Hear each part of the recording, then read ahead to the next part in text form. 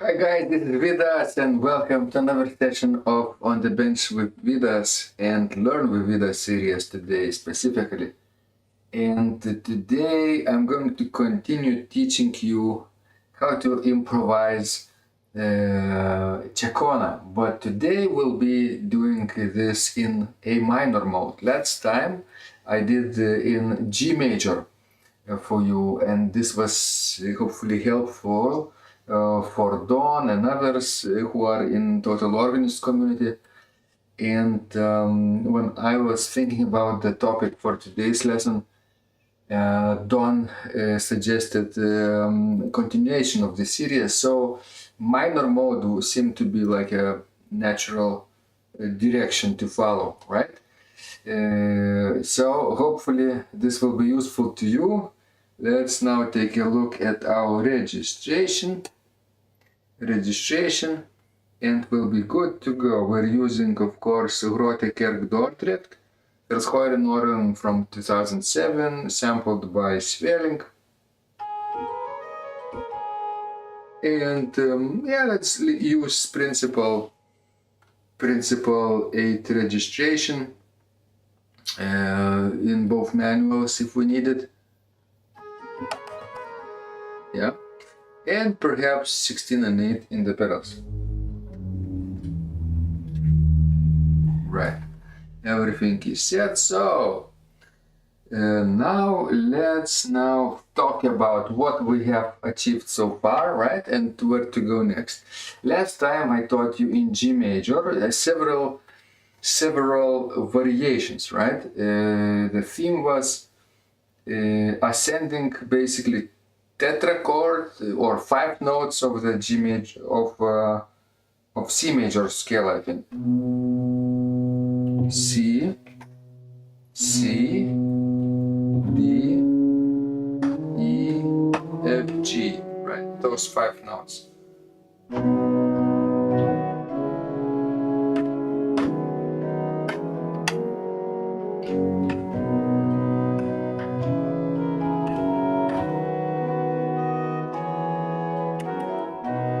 And so on, right? 4 measures phrase. Repeated twice, perhaps, with the same style of registration, such the same melodic movement and rhythmic movement, similar harmonies, repeated twice. So basically 8 measures long. And we did series of variations. At first we did it notes moving once per measure in chords. Then perhaps we did more advanced version, quarter notes, 3 notes per measure, then 8 notes, right, 6 notes per measure, then triplets, right, 8-note triplets, then 16 notes, right, and finally I think I did a big fantasia for you at the end with modulations between variations, and I actually jumped from manual and manual and added different registrations from one principle to actually almost entire principal chorus with mixtures and even some reeds, I remember. And it was very effective because we then I played this in various keys, related keys to C major, and came back to C major at the end. It was a long fantasia, maybe 8 or 10 minutes long, right? So if you ever need to expand this would be another step, to add modulations between the variations, and maybe we could, if this is relevant to you, let me know. We could actually start talking about it next time, right? Expanding. Once we talked last time about C major, today will be about A minor, and maybe next time I can combine those two ideas and create modulations based on one theme, and jump from manual to manual, and even increase the number of stops I use, right? So who is in the chat? Dawn, of course, is in the chat. Hello, hello, hello. Niels is. Nice to see you here. And who is here? Mark. So, yeah. welcome, welcome, welcome.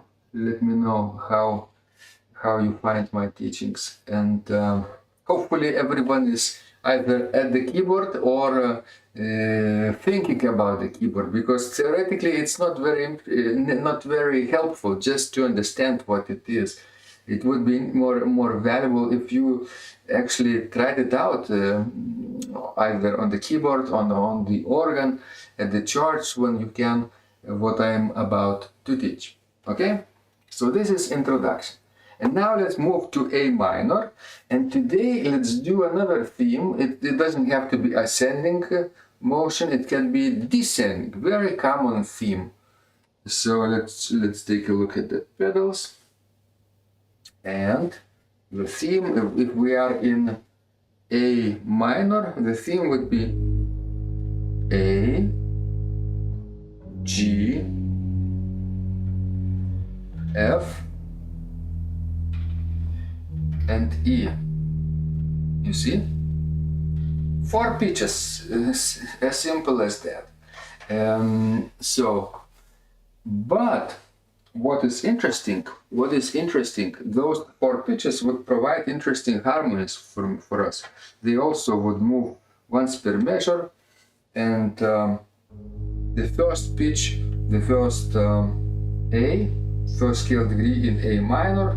Let's do this without the pedals for now. I will show you, or maybe even softer registration, so that you could hear me without interruption, right? Like something like this.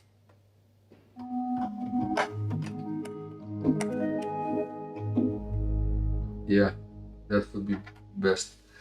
All right, so basically what we could do is to take a look at the harmonies behind those 4 pitches: A, G, F, and E. By the way, if you don't have pedals, it's perfectly possible to improvise this without any pedals. You just have to reduce the texture and play the bass with the left hand and add figurations in the right hand part. As simple as that. Could be actually Bicinium with 2 voices.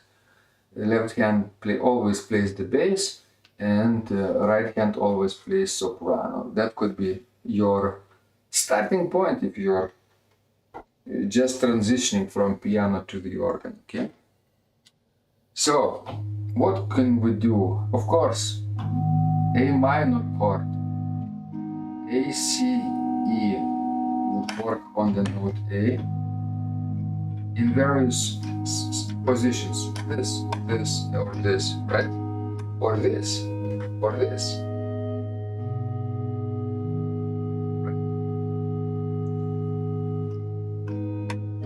Open position or closed position. Yeah, depends on what you feel. Yeah. This could be open position, standard one, right? A, C, E, A. Now on the note G, we wouldn't play G major chord, a good position chord. We would play E first inversion chord, E minor first inversion chord. So if we are in the previous chord here, in the second chord, here, for example, doubling the note B, doubling the 5th of E minor first inversion chord. Okay, and what does it mean?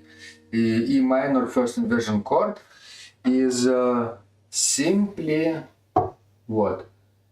Minor dominant 6th chord. Minor dominant, natural minor basically. We're in the natural minor area, Phrygian mode basically, because Those four pitches, A, G, F, and E, they constitute a Phrygian tetrachord. Tetra from Greek means four, so tetra chord, four strings in Greek. In our language, in our theoretical sense today, we think about as the tetrachord as four consecutive pitches. It could be ascending or descending, but the lowest interval is minor second between E and F, and then the next two are major second. Minor between E and F, major between F and G, and major between G and A. So for our theme, it's Phrygian descending tetrachord. Yes, so the first chord is A minor, tonic chord. Then we have minor dominant sixth chord. Maybe we do this actually. Doubling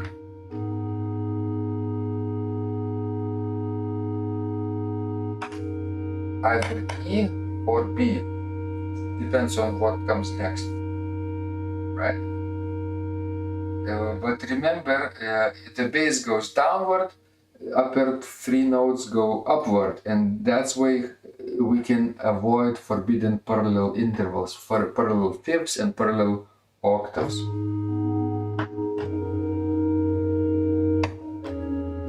Next, on the note F, we have also a sixth chord, F, A, D, right?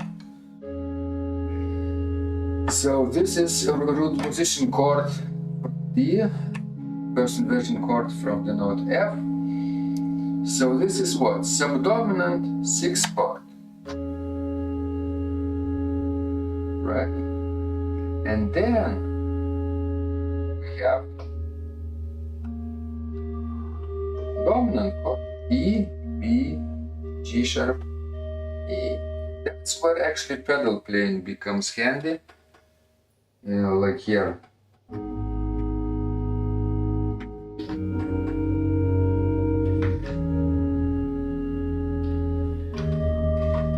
Pedals always play the bass.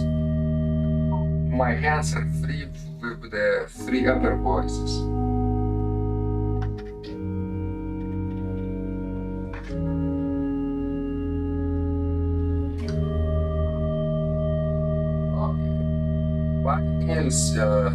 Make sure you watch the tutorial later. If it will be useful for you, hopefully it will, you can actually start learning it on your own.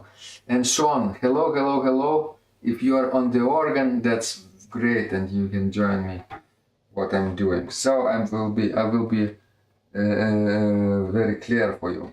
So this is the theme, harmonization of the theme. Okay, either this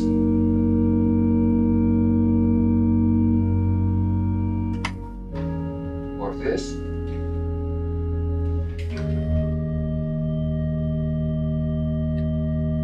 So if this is the theme and harmonization, and now what we do is simply start creating rhythmic interest, rhythmic movement. Remember, starting slowly and then speeding up. Tempo remains the same, but the rhythms will become more advanced and advanced and advanced. So basically, let's do the first variation in quarter notes. So this is 3/4 meter, right?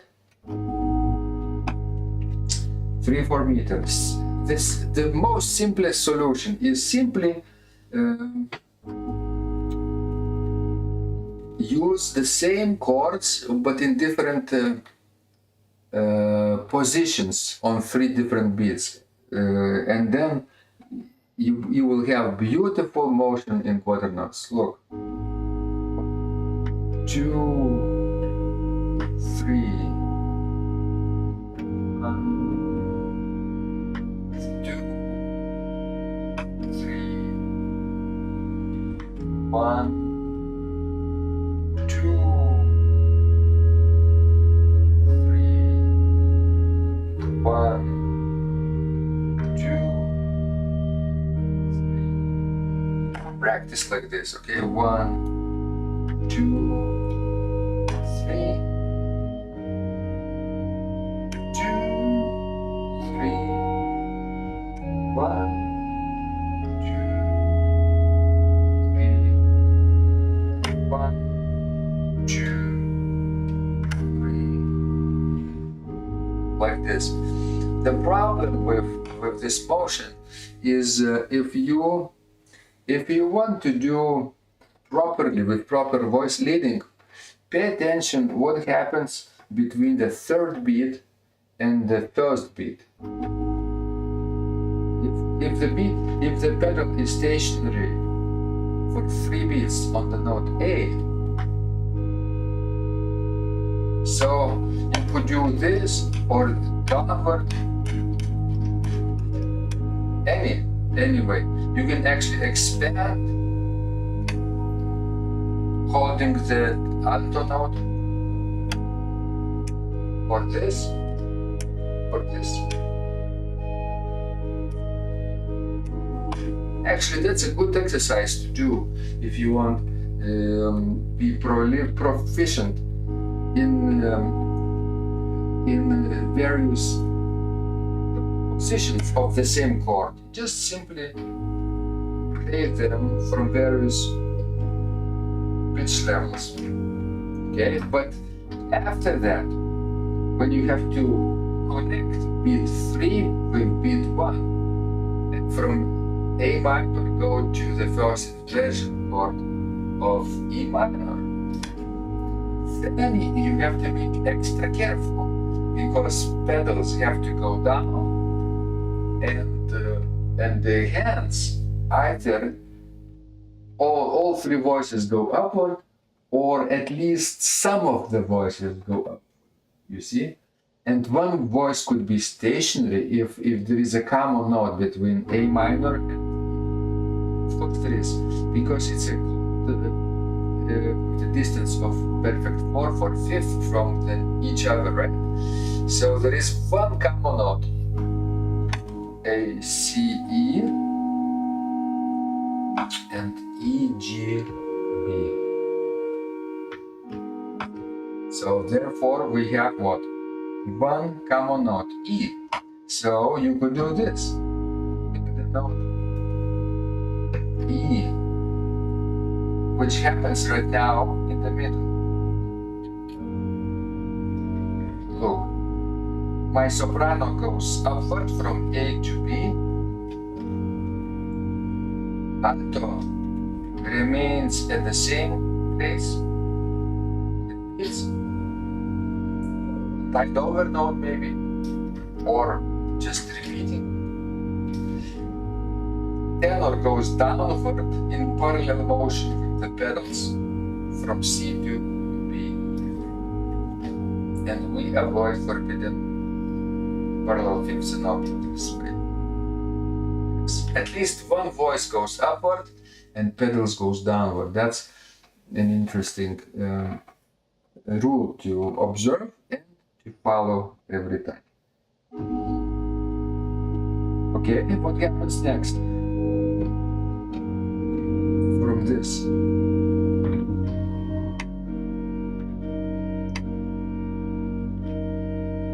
You could jump upward.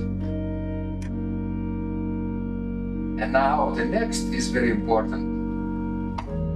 Between this and this.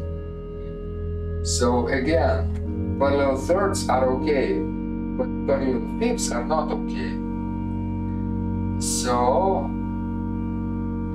in the alto and soprano range, we have a fifth.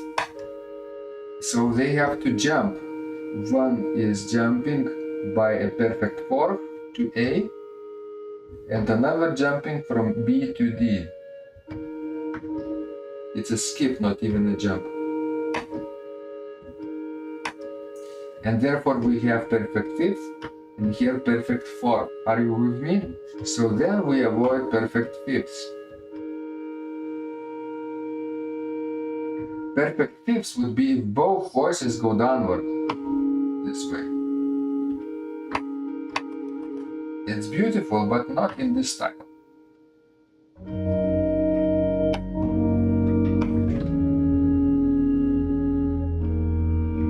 Like this.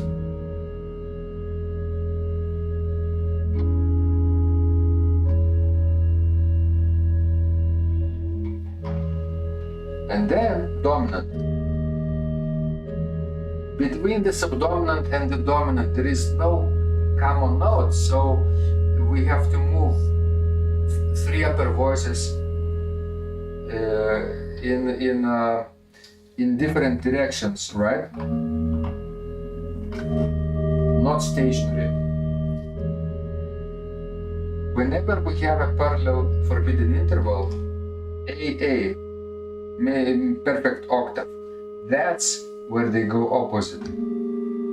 Yes, to major 6.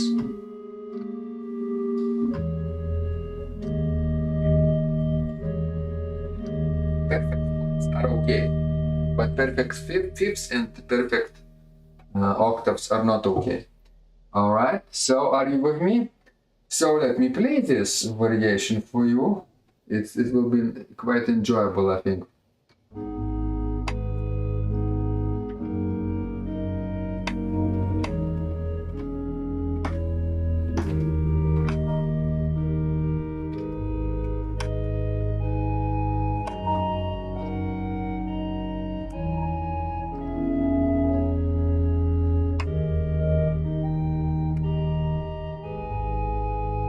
And so on.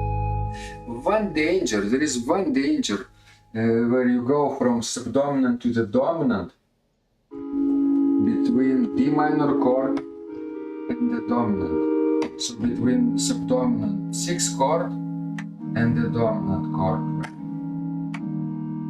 There is a possibility of playing forbidden augmented interval. Diminished intervals are okay, but augmented intervals are not okay.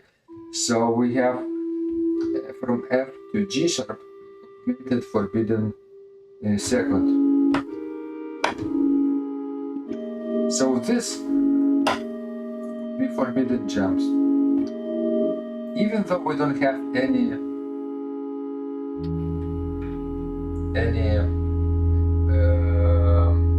parallel fifths and octaves, but we have in the alto voice and between F and G sharp, F, G sharp, forbidden, augmented second. So pay attention to this. The better way would be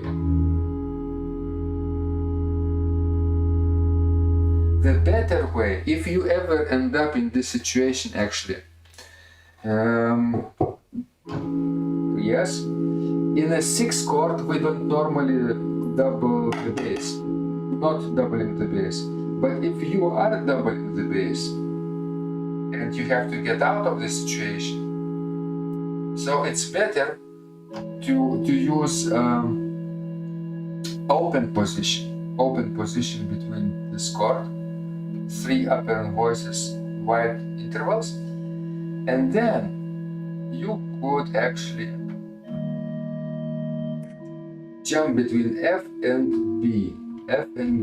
Now, in classical classroom theory, harmony, we actually don't do such big spaces between the voices or middle voices, right? We tend to keep within the octave. But in real life, in real improvisation, many things can happen. So I could actually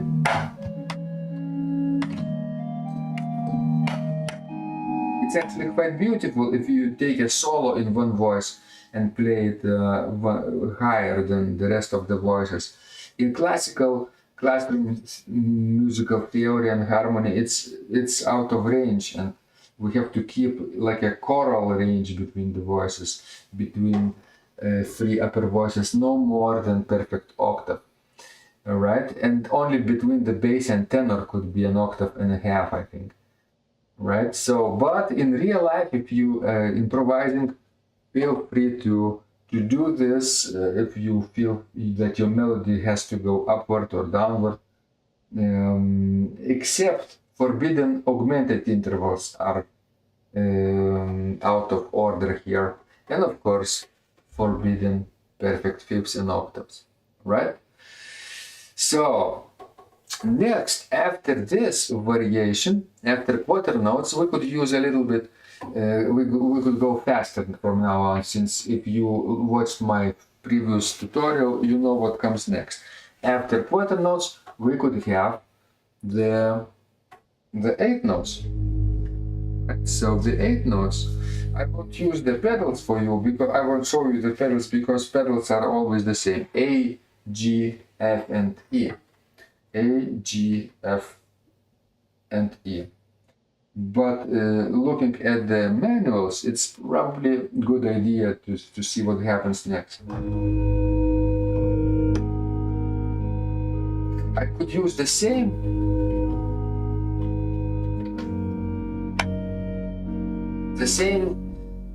chord, this disposition of chords, but add passing notes between the skips, between perfect major and minor thirds. You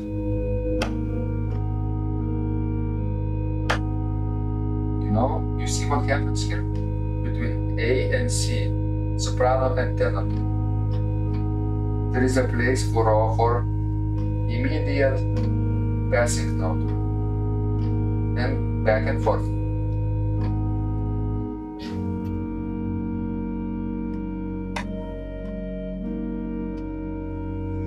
At least one voice has to go in 8-note motion, right? The two upper voices here moved in quarter notes, which is still okay.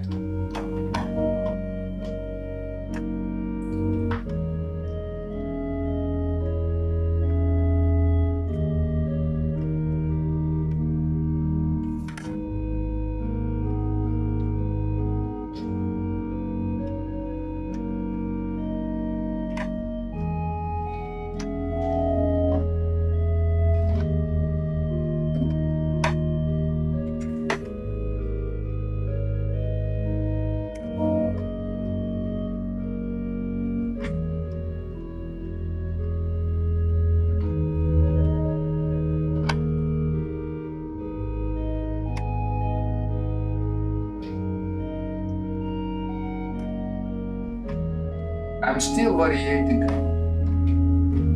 in this 8-note motion. It could be melodic, but could be harmonic with arpeggio chords.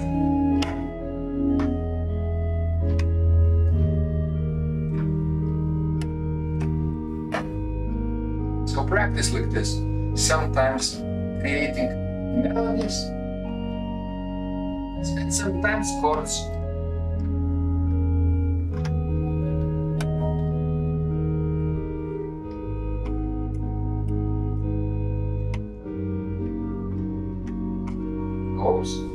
No G sharp in E minor first inversion chord.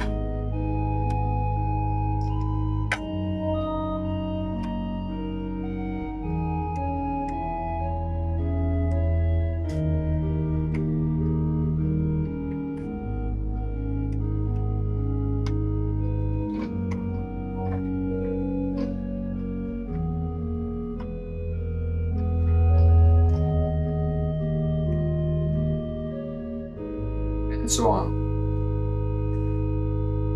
If you find this tempo too fast, which you will probably will, I recommend slowing it down twice as much. 50% tempo is just fine. So for example, not playing 1 and 2 and 3 and but 1 E and 2 E and 1 E 2. Quite so slow. Now you can control much more.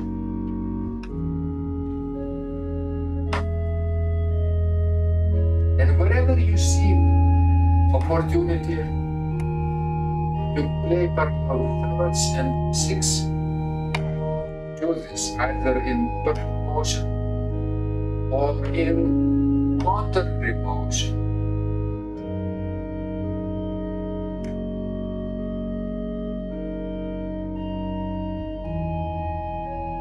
Suspension if you want.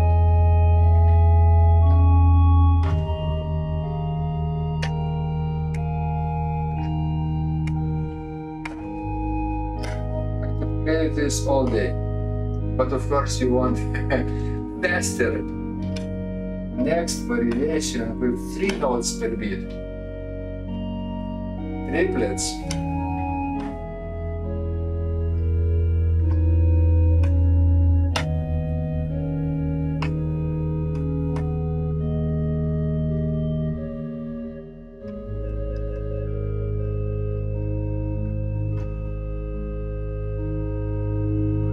Alright, so let's talk about what we learned so far. Do you have questions? Please let me know in the chat right now. So what we did, we harmonized the theme, right, in 4 different chords. Tonic chord, first inversion minor dominant chord, subdominant 6th chord, and the dominant. Then I showed you the way to create 8 quarter note motion, 3 beats per measure, 3 chords per measure, but it's the same chord, it's just moving up and down, it's keeping 1 note stationary or 2 notes stationary or no stationary notes at all between the same type of chord, and being extra careful between beat 3 and 1, between connecting this old chord with the new chord. That's where you have to go basically in opposite directions when you have forbidden intervals, perfect fifths and octaves.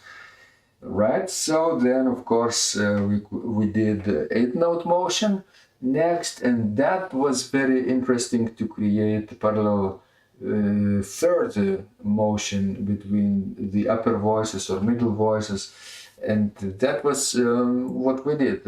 If you see a skip of the third in both hands, you could do this in opposite direction between C and A or between A and C, and the third becomes a 6 actually. You see, if we, it's a third plus an octave. It actually has a name, a minor 10th. It's still a compound interval, right? Plus an octave, octave plus a third, beyond 1 octave, a compound interval. So if we exchange places between A and C, we go to 6. Minor interval becomes major interval. That's how it works. Major interval becomes minor interval, vice versa.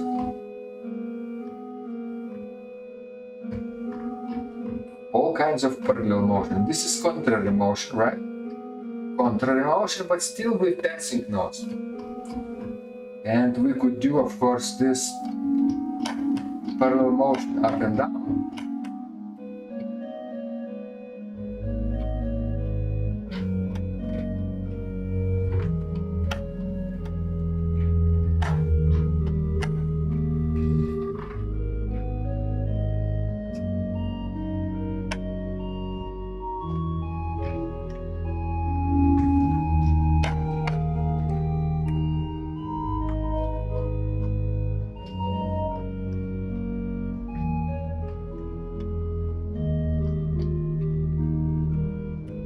and so on. Rather beautiful. When we only have two voices in the hands, it becomes a nice trio with pedals, and we could be more transparent, but being extra careful to create good voice leading.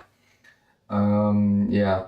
And now I could show you the ways to do a little bit of triplet motion. And in triplet motion, it's a good idea to start talking about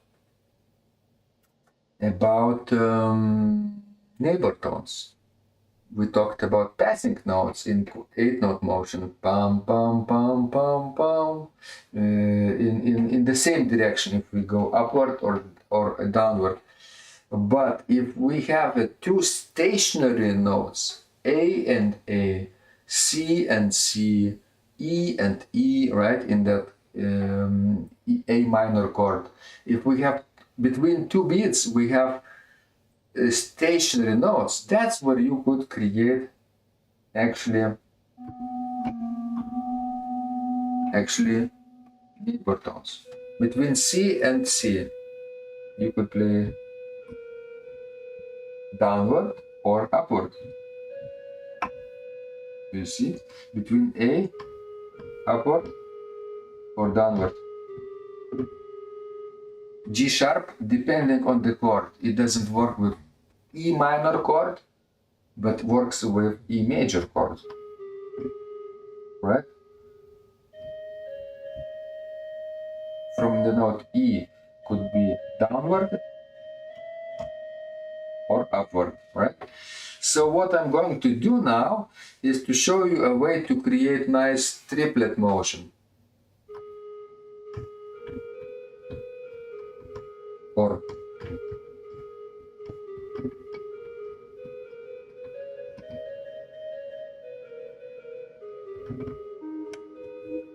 right, so let's slow down and I will show you what is going on.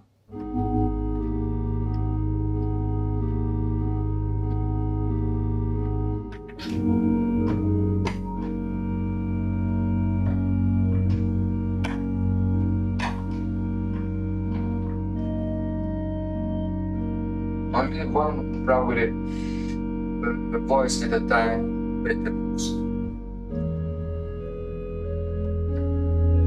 Unless it's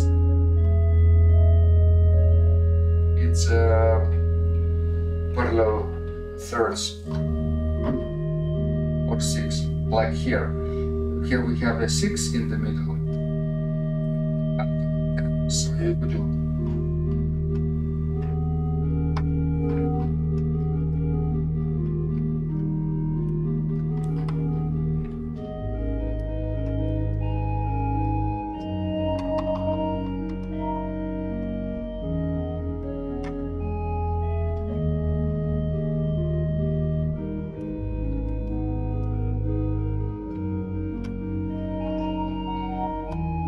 And of course, arpeggio.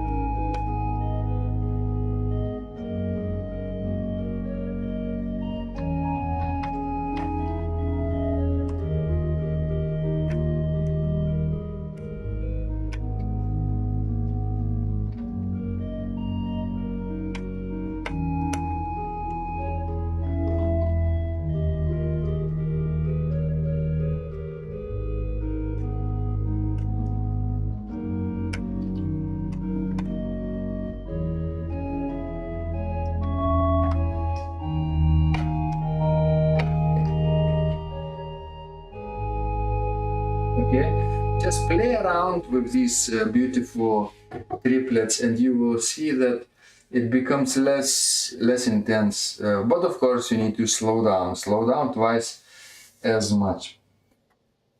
Okay, what's next? Obviously, we could do 16 notes, 4 notes per beat. Remember, there is beautiful intermediate way to create 16-note motion. We are still using 3 notes per beat, but we're holding the first beat longer and then the next 2 notes shorter. Long, short, short, long, short, short. That's figura corta. Pam, pa, pa, pam, pa, pa, pam. 8 note and 2 16 notes. Pam, pa, pa, pam, pa, pa, pam, pa, pa, pam. It's very, very joyful if you play it fast, in a fast composition. In Baroque period, it was often used to express joy. Figura corta, you can look it up. Corta with the C. That's Latin musical rhetorical figures, by the way, which composers and organists used in their improvisations and compositions to express different emotions and feelings, and musical ideas, different biblical ideas. If it's, for example, chorale prelude, and composers would use certain melodic passages, certain rhythmical ideas to express what is written in the text. Well, it's text painting, that's what it is. All right, so now let me show you some ways to create those figura corta. The same process as is in triplets, because we are still in 3 notes per beat, except the first note is longer.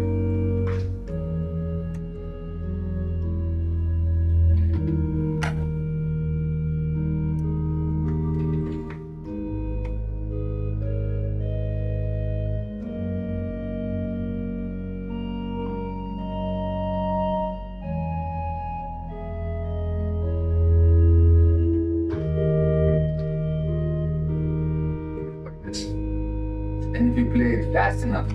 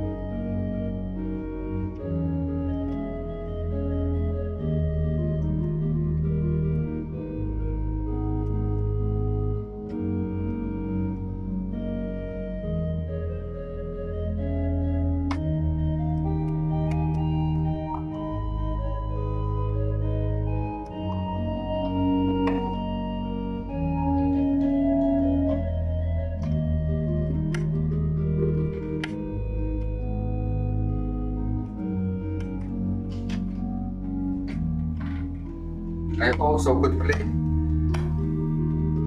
and all day.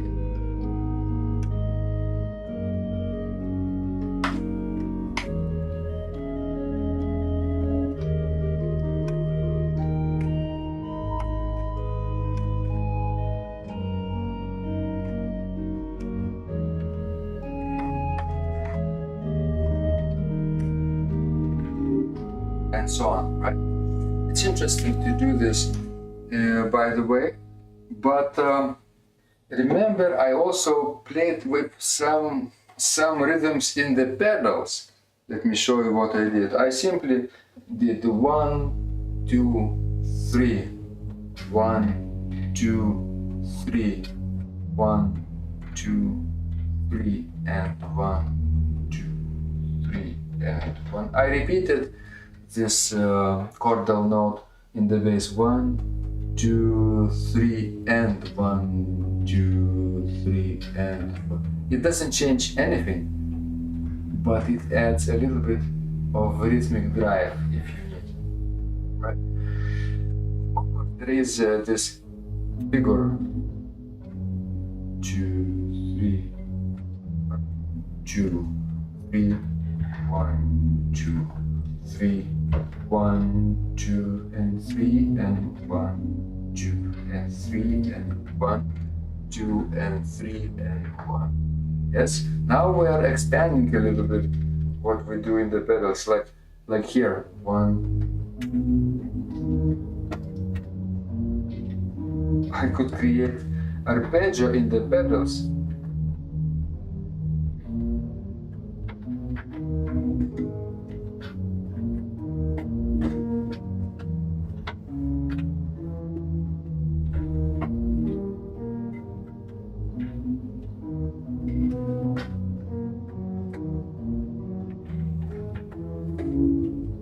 Who needs hands if we have pedals, right?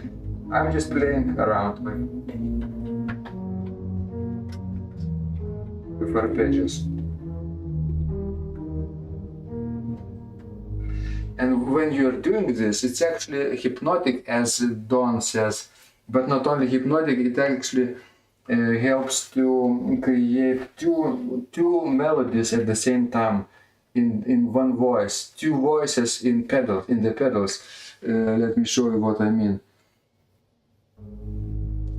Left hand becomes one voice, and left foot actually becomes one voice, and right foot becomes the upper voice. 1,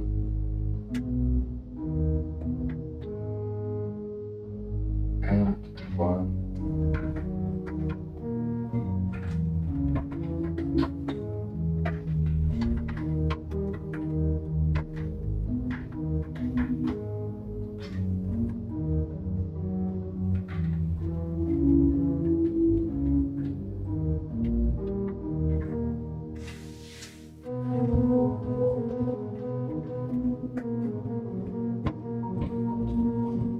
Like that. You could play with 16.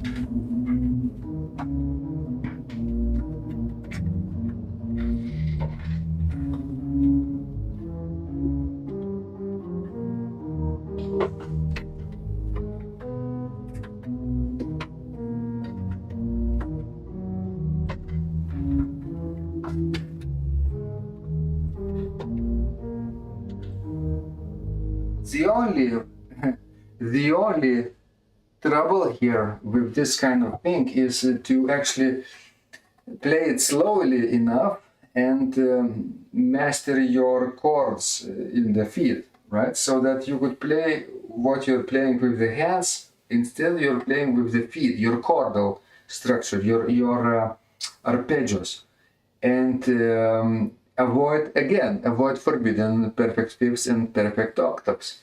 Yes, you don't play it like this. I will show you. Forbidden.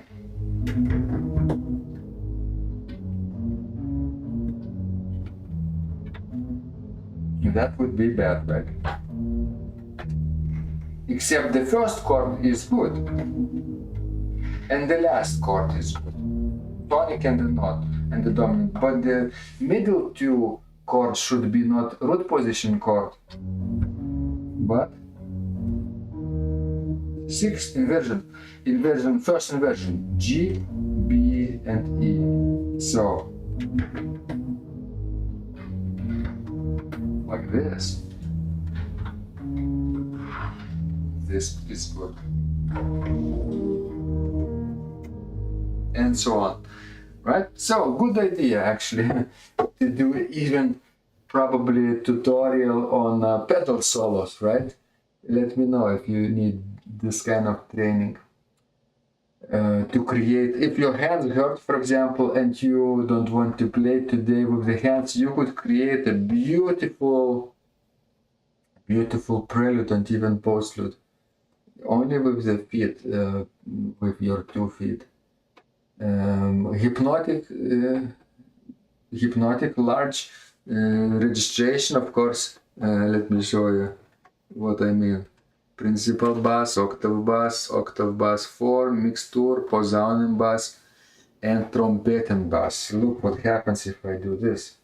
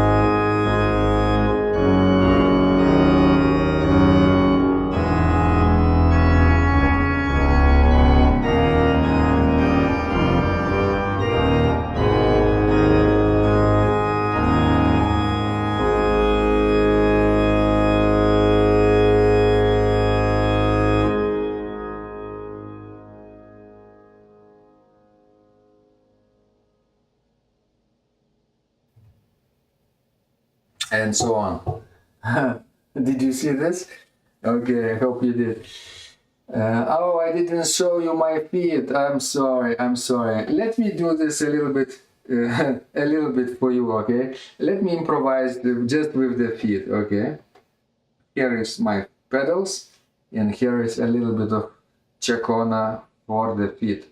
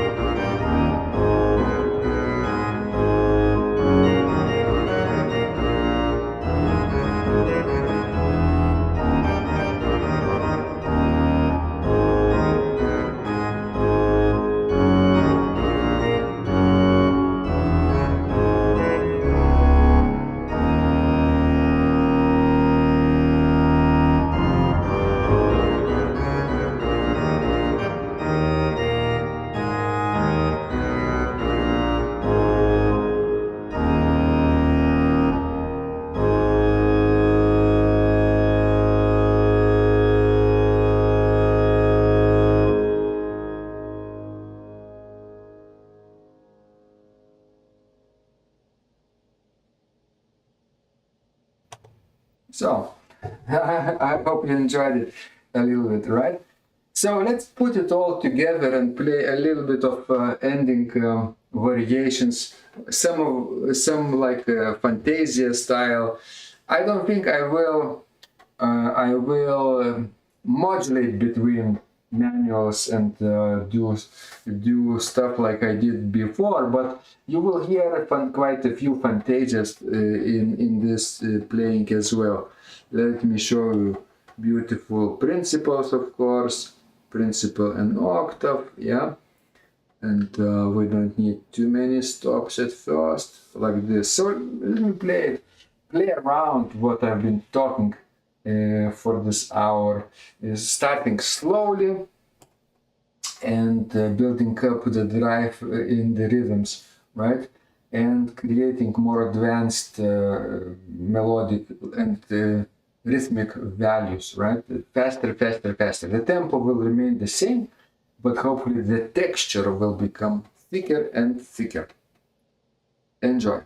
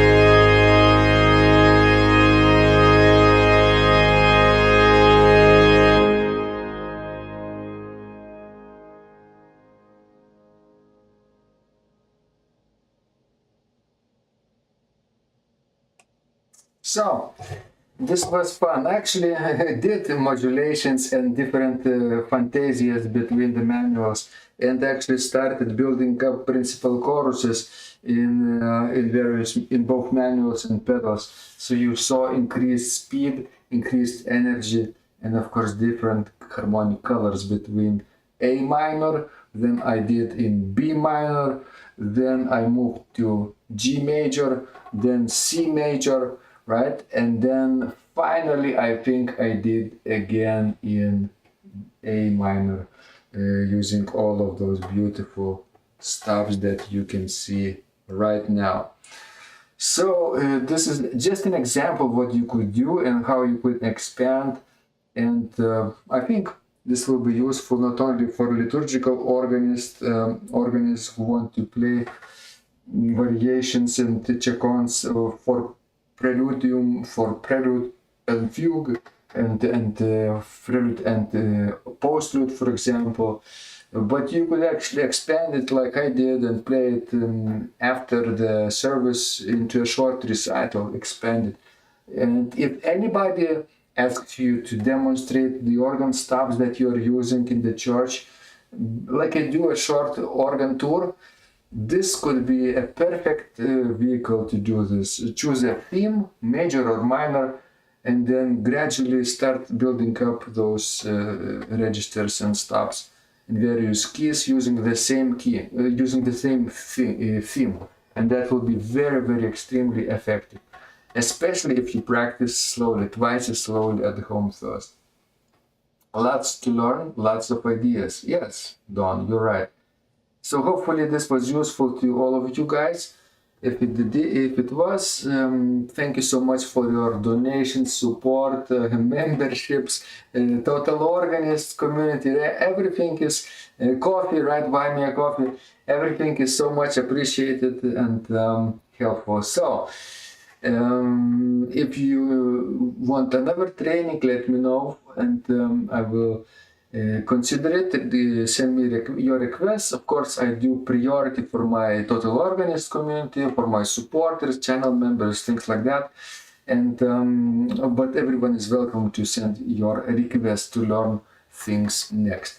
All right, and what next? What is next? Next is, of course, lots and lots and lots of compositions coming up.